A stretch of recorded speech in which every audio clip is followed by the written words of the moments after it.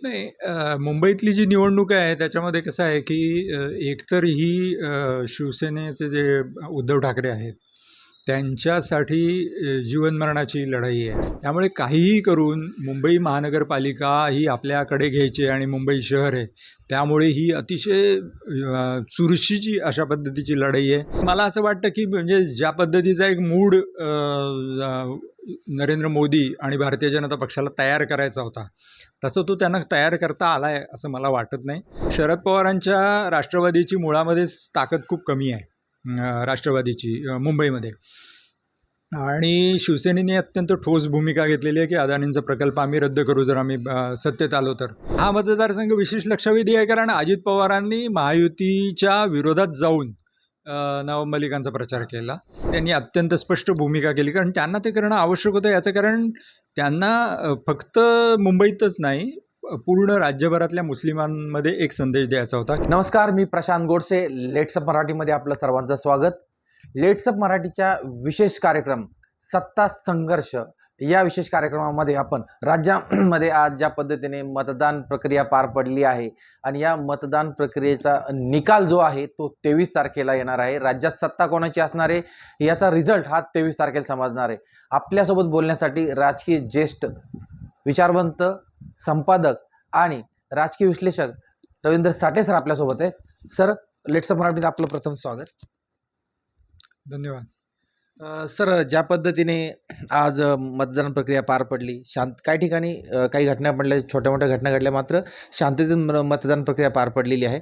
मुंबईचा जर विचार केला आपण तर यामध्ये महत्त्वाच्या ज्या लढती होत्या, माहीम असो, वरळी असो, त्यासोबत एक जोगेश्वरीची ज्या ठिकाणी रवींद्र वायकरांच्या सौभाग्यवती उभे आहे, कसं पाहता तुम्ही याकडे?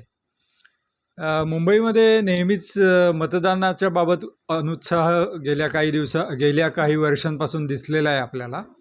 आणि मला असं वाटतं की आजची निवडणूक त्याला अपवाद नाही आहे आणि त्याचं कारण अगदी स्पष्ट आहे की ज्या पद्धतीचे घडामोडी राज्यामध्ये घडलेल्या आहेत गेल्या काही वर्षांमध्ये, ज्या पद्धतीची फाटाफूट घडलेली आहे आणि अगदी कालचा जो प्रकार झाला की विनोद तावडे यांच्यासोबत जे पैसे सापडले, आता ते पैसे त्यांचे होते का हितेंद्र ठाकूर यांचे होते हा वादाचा मुद्दा आहे.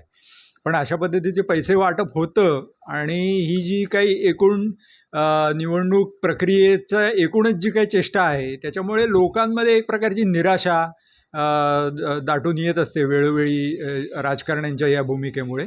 आणि मुंबईमध्ये या पद्धतीचा आपल्याला निरुत्साह कायम दिसत असतो वेगवेगळ्या निमित्ताने. त्यामुळे आजचं हे मतदान हे काही मला अनपेक्षित असं म्हणता येऊ शकणार नाही. पण तरीसुद्धा तुम्ही ज्यांचा उल्लेख केला जे की माहीम आहे उदाहरणार्थ किंवा वायकरांचा मतदारसंघ आहे, त्यामध्ये थोड्याफार प्रमाणामध्ये लोकांनी चुरशीनी अटीतटीनी, कारण त्या दोन्ही उमेदवारांनी मतदारांना घराबाहेर काढण्यामध्ये यश मिळवलेलं आपल्याला दिसतंय. माहीममध्ये तर राज ठाकरे यांचे चिरंजीव आपल्या सगळ्यांना माहिती आहे की तेच ह्याच्यामध्ये होते.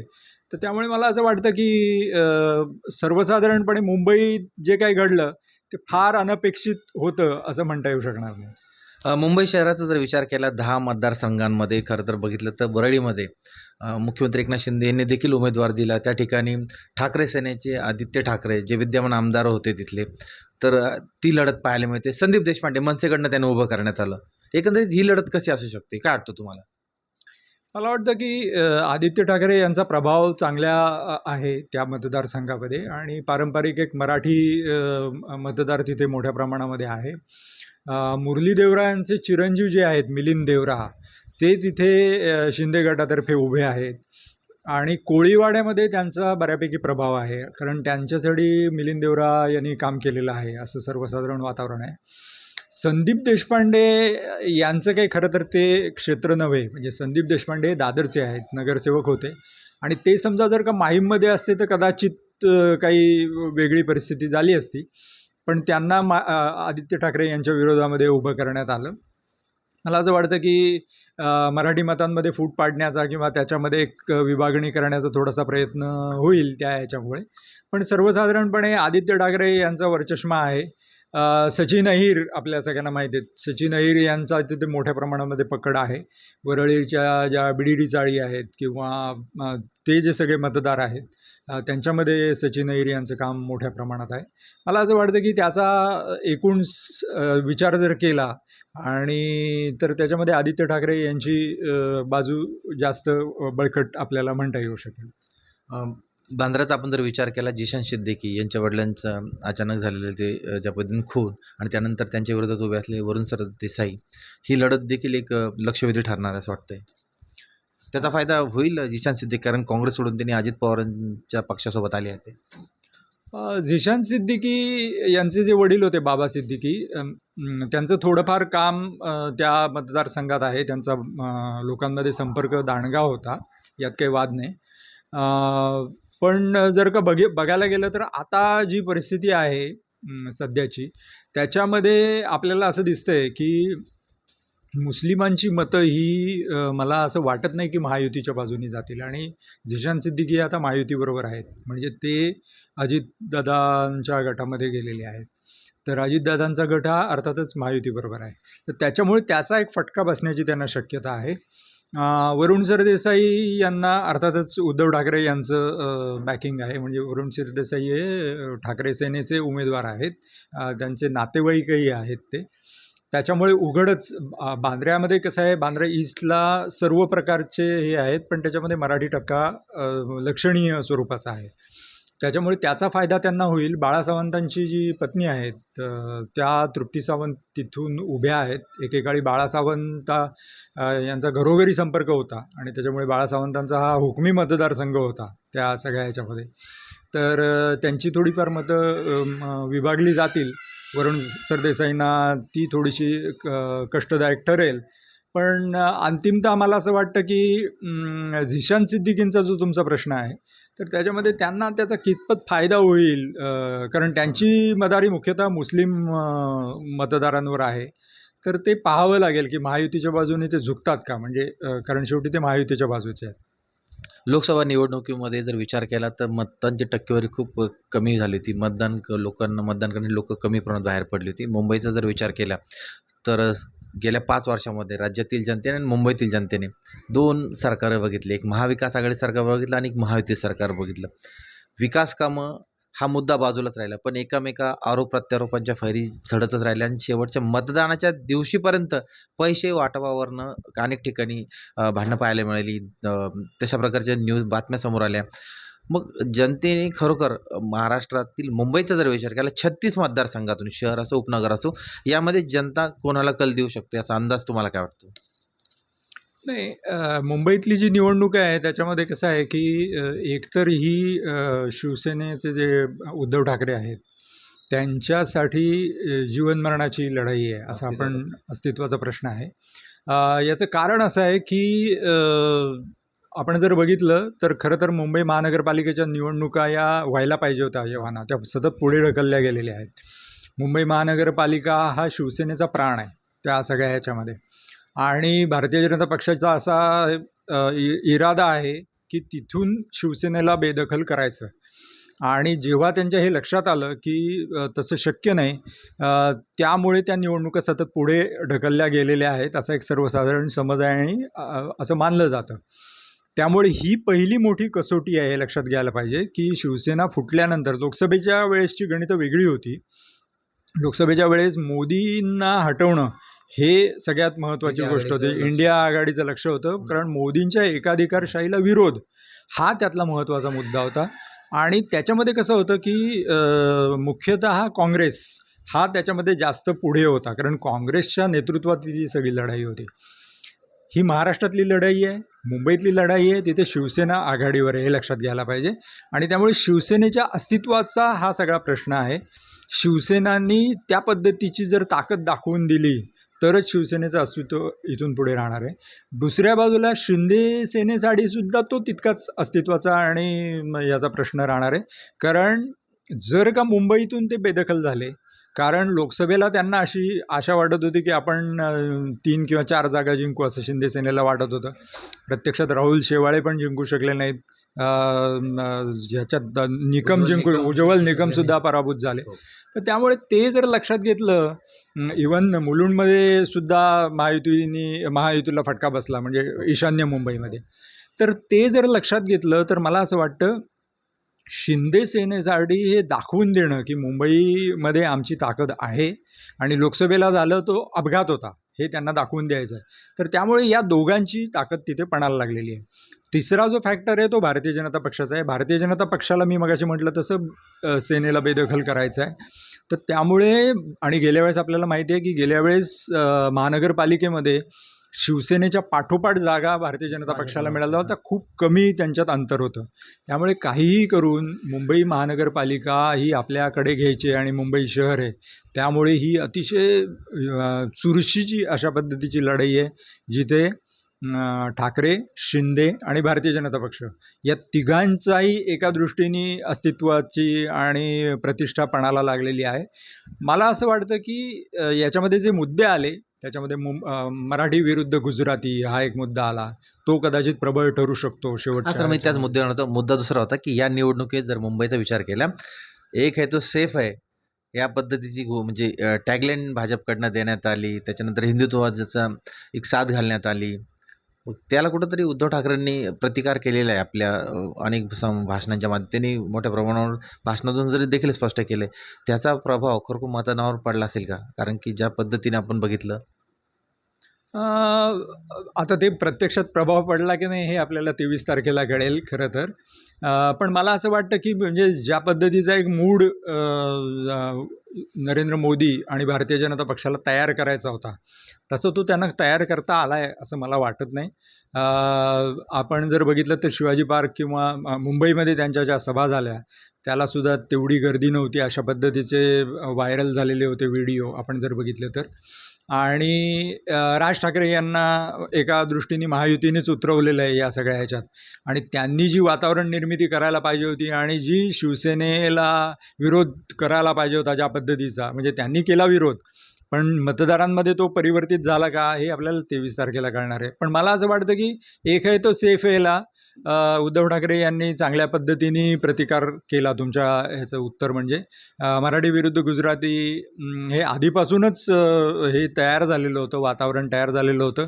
गुजरातला प्रकल्प नेण्याच्या विरोधामध्ये वगैरे ज्या पद्धतीने एक वातावरण निर्मिती झाली तर त्याचा नक्कीच परिणाम होणार आहे आणि मराठी मतं एक वटण्याची जास्तीत जास्त शक्यता मला वाटते. महाविकास आघाडीकडनं धारावी प्रकल्पावरती टार्गेट केल्याकडं अदानीनं टार्गेट केलं गेलं. तो एक मुद्दा गाजला खरं तर विधानसभेच्या निवडणुकीमध्ये. ठाकरेंनी आणि काँग्रेसने महत्त्वाचं म्हणजे अदानीवरती लक्ष केंद्रित केलं. अदानीचा मुद्दा हा सुद्धा त्यासाठी शरद पवारांच्या पक्षाने, परंतु तो अग्रेसर दिसला नाही. हा एक मुद्दा विचार करण्यासारखा होता. बरोबर आहे. कारण आपल्या सगळ्यांना माहिती आहे की शरद पवार हे अदानींचे मित्र आहेत. मुद्दा कसा आहे की पण शरद पवारांच्या राष्ट्रवादीची मुळामध्येच ताकद खूप कमी आहे राष्ट्रवादीची मुंबईमध्ये. आणि शिवसेनेने अत्यंत ठोस भूमिका घेतलेली आहे की अदानींचा प्रकल्प आम्ही रद्द करू जर आम्ही सत्तेत आलो तर. मला असं वाटतं की हा प्रकल्प हा मुद्दा आता फक्त धारावीपुरता सीमित राहिलेला नाही. कारण अदानीला ज्या जागा दिल्या गेलेल्या आहेत त्या देवनारला पण जागा दिली गेलेली आहे, इथे बोरिवलीत पण जागा दिली गेलेली आहे. मिठागरा जी आहेत सगळी तिथल्याही खूप मोठ्या जागा दिल्या गेलेल्या आहेत म्हणजे दिल्या जायच्या आहेत. तर त्यामुळे हा सगळ्या मुंबईवर परिणाम करणारा निर्णय होणार आहे हे लक्षात ठेवायला पाहिजे. आणि त्याच्यामुळे हे जे वातावरण तयार झालेलं आहे की जे काही असेल मुंबईतले जेवढे म्हणून भूखंड असतील, जेवढे म्हणून प्रकल्प असतील, जेवढी म्हणून बंदरं असतील, जेवढे म्हणून विमानतळ असतील तेवढे सगळे अदानीला दिले जातात. मला असं वाटतं की त्याच्या विरोधामध्ये चांगल्यापैकी एक वातावरण तयार झालेलं आहे. सर, राज्यात एकंदरीत कल म्हणजे अंदाज येतीलच काही आता सुरू होतील. एकंदरीत तुमचा अंदाज काय सांगतो राज्यामध्ये मुंबईवरती सत्ता नेमकी कोणाची असेल? महाविकास आघाडीची असेल की महायुतीची असेल आणि त्यातल्या त्यात ठाकरेंची असेल की एकनाथ शिंदेंची असेल की भाजपची असेल? मला असं वाटतं की तिघांनाही लक्षणीय यश मिळेल. कोणाला एकालाच यश मिळेल असं मला वाटत नाही. मुंबईची ज्या पद्धतीची ही आहे लोकसंख्येचा जो एकूण घटक आहे ते बघता उदाहरणार्थ मराठी मतांवर शिवसेनेची जास्त भिस्त आहे. तर मराठींची संख्या आता खूप कमी झालेली आहे मुंबईमध्ये. काही ठराविक पॉकेट्स राहिलेली आहेत आणि तिथेच फक्त शिवसेनेला चांगलं यश मिळू शकतं. या मतांवर सुद्धा दोन्ही शिवसेनेचा हे राहणार आहे, दावा राहणार आहे. त्याच्यामुळे ती मतं विभागली जाणार आहे. भारतीय जनता पक्षाचा भिस्त ही गुजराती मतं, उत्तर भारतीय आणि बाकीचे जे बिगर मराठी त्यांच्यामध्ये आहे. त्याच्यातसुद्धा पुन्हा असं आहे की आशिष शेलार यांना अध्यक्ष करून त्यांनी मराठी मतांमध्ये फूट पाडण्याचा किंवा आपल्याकडे खेचण्याचा भरपूर प्रयत्न केला. म्हणजे विलेपार्ल्यासारख्या ठिकाणी त्यांचाच आमदार आहे परागळवणी. त्यामुळे मला असं वाटतं की आत्ता सांगणं कठीण आहे, पण तिघांनाही लक्षणीय यश मिळेल. कोणा एकाला यश मिळेल असं मला वाटत नाही. एकालाच सगळ्या जागा मिळतील किंवा तो पुढे राहील असं मला वाटत नाही. म्हणजे थोडक्यात त्रिशंकू मुंबईत तरी. मुंबईत त्रिशंकू हे होईल असं नक्कीच म्हणता येईल. म्हणजे 36च्या 36 ज्या आहेत त्या 10-10 जागा प्रत्येकाला मिळतील असं आपण सर्वसाधारणपणे म्हणू शकतो. त्याच्यामुळे एक चर्चेची राहिलेली जागा ती अणुशक्तीनगर आणि शिवाजीनगर, जिथून नवाब मलिक उभे आहे. त्यांचे देखील खूप चर्चा विचारायला नाही नवाब मलिकांना सोबत घेणं चुकीचं आहे. अनेक भाजपने नाही सांगितलं, मात्र अधिकृतरित्या अजित पवारांनी आमचाच उमेदवार असल्याचं जाहीर केलं आणि ते निवडणूक लढताय. सपाचे उमेदवार आहे, आबा त्यांच्याविरोधात लढतायत. ती देखील एक लक्षवेधी मतदारसंघ असणार आहे तो. लक्षवेधी मुंबईतले तसे सगळेच मतदारसंघ लक्षवेधी आहेत, पण हा मतदारसंघ विशेष लक्षवेधी आहे कारण अजित पवारांनी महायुतीच्या विरोधात जाऊन नवाब मलिकांचा प्रचार केला आणि त्यांनी अत्यंत स्पष्ट भूमिका केली. कारण त्यांना ते करणं आवश्यक होतं. याचं कारण त्यांना फक्त मुंबईतच नाही, पूर्ण राज्यभरातल्या मुस्लिमांमध्ये एक संदेश द्यायचा होता की आम्ही आमचे विचार सोडलेले नाहीत, हे त्यांना दाखवून द्यायचं होतं. त्याच्यासाठी नवाब मलिकांना आम्ही सोडलेलं नाही हे त्यांना सांगणं अत्यंत आवश्यक होतं. आणि ज्या पद्धतीने एका अर्थाने गेम केला असं म्हणता येऊ शकेल की नवाब मलिकांना आधी स्वतंत्ररित्या फॉर्म भरायला सांगितलं आणि शेवटच्या क्षणी पक्षाचं हे दिलं 15. तर त्यामुळे मला असं वाटतं की शेवटच्या क्षणी द्यायचं त्यांना तिकीट पक्षाचं हे आधीच ठरलेलं होतं. फक्त त्याची घोषणा शेवटच्या क्षणी केली आणि नंतर जाऊन प्रचारही केला. तर त्याच्यामुळे मला असं वाटतं की हे सगळा ठरवलेला गोष्ट होती. त्याच्यामुळे ती लढत ही अत्यंत लक्षवेधी ठरेल यात काही शंका नाही. आणि त्यांच्या ज्या कन्या आहेत सना मलिक त्याही म्हणजे त्यांच्या मूळ नवाब मलिकांच्या मूळ मतदारसंघामध्ये उभ्या आहेत. तर त्यांचीही म्हणजे त्याही पण सना मलिकांचा एक फायदा असा आहे सना मलिकांना की महायुतीने त्यांना पाठिंबा दिलेला आहे. तर त्याच्यामुळे ते पण एक गमतीशीर प्रकार आहे की महायुतीने सना मलिकांना पाठिंबा दिला आहे पण नवाब मलिकांना विरोध केला शेजारच्या याच्यामुळे. पण ती या दोन्ही लढती लक्षवेधी आहे. माहीमचा मतदारसंघाचा विचार केला त्यावेळी ते देखील भाजपने नंतर युटर्न घेत सपोर्ट केला सदा सरवणकर यांना. ती लढत पण म्हणजे विचार करण्यासारखी असणार आहे. अर्थातच म्हणजे सगळ्यांचं लक्ष खरं तर मुंबईतली सगळ्यात लक्षवेधी म्हणायला किंवा सगळ्यात जी काही हेडलाईन असेल 23 तारखेची ती हीच असेल की अमित ठाकरे जिंकले किंवा पराभूत झाले. याचं कारण असं की राज ठाकरे हे किंगमेकरच्या भूमिकेत होते आजपर्यंत. ठाकरे घराण्यातले लोक कधी निवडणुकापूर्वी लढत नव्हते. आता आदित्य ठाकरेंनी पहिला अपवाद केला, अमित ठाकरेंनी दुसरा अपवाद केला. तर हा जो दुसरा अपवाद आहे तो यशस्वी ठरतो का? आणि राज ठाकरे यांचं सर्वसाधारण जे राजकारण आहे ते निवडणुकीच्या ह्याच्यामध्ये आजपर्यंत यशस्वी ठरलेलं नाही आहे. आणि त्यांनी त्यांचा मुलाला उतरवलं. उतरवताना जे काही कन्फ्युजन झालं, गोंधळ झाला, जो काही आपल्याला माहीत नाही खरा खोटा काय जो आहे तो, आणि सदा सरवणकरांनी आपली उमेदवारी कायम ठेवली. असं म्हणतात की शिंद्यांनीच त्यांना ठेवायला लावली ती उमेदवारी, कारण शिंद्यांनीच आग्रह धरून ती उमेदवारी कायम ठेवायला लावली. तर याचा अर्थ शिंद्यांचा त्यांना पूर्णपणे पाठिंबा आहे आणि महायुतीला नंतर त्यांना पाठिंबा द्यावा लागलेला आहे सदा सरवणकरांना. सदा सरवणकरांची पारंपरिक तिथे पकड आहे. पण महेश सावंतांचं कामसुद्धा मोठं आहे आणि आत्ता जे वातावरण आहे मुंबईतलं एकूण त्याच्यामुळे ते तितकंसं सोपं राहणार नाही सरवणकरांना. पण एक शक्यता अशी आहे की या दोन याच्यामध्ये विभागणी होऊन कदाचित अमित ठाकरे यांना त्याचा फायदा होऊ शकतो. ते काय होतं ते प्रत्यक्ष आपल्याला 23 तारखेला बघायला. सर, शेवटचा प्रश्न. राज्यामध्ये 23 तारखेला सत्ता कोणाची स्थापन होणार हे चित्र स्पष्ट होणार आहे. तुमचा अंदाज काय, राज्यात कोणाची सत्ता येऊ शकते?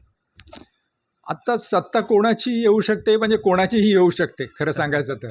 एक आणि दुसरी गोष्ट अशी की 23 तारखेला जो पक्ष सर्वात पुढे असेल, समजा भारतीय जनता पक्ष, तर तो भारतीय जनता पक्ष आणि महायुतीचे सगळे आत्ताचे बाकीचे दोन त्यांचे मित्रपक्ष हे एकत्र राहतात का त्यांना आणखी कोणाला घ्यायला लागतं, हा त्यातला महत्त्वाचा मुद्दा आहे. आणखीन तिसरेच कोणी नवीनच मित्र उदयाला येतात 23 तारखेनंतर, हे बघावं लागणार आहे. अपक्ष आणि बंडखोर कशा पद्धतीची कामगिरी करतात ते बघायला लागणार आहे. त्याच्यामुळे मला असं वाटतं की 23 तारखेला खरं हे सुरू होणार आहे.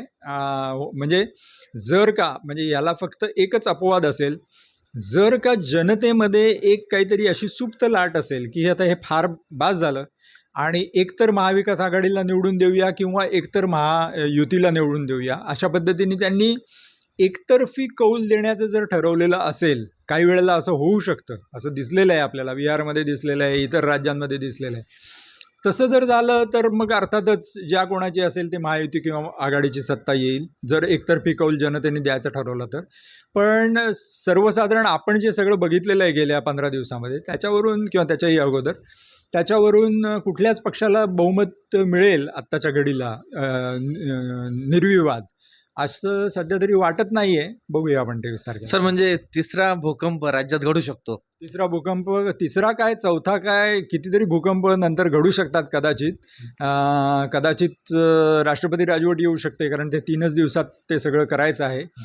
कदाचित हे काहीच न घडल्यामुळे पुन्हाही निवडणुका घ्यायची वेळ येऊ शकते. आपण भविष्यात काय दडलं आहे भविष्याच्या पोटात ते कोणी सांगू शकत नाही. सर, धन्यवाद तुम्ही लेट्सअप मराठीसोबत संवाद साधल्याबद्दल. धन्यवाद, थँक्यू.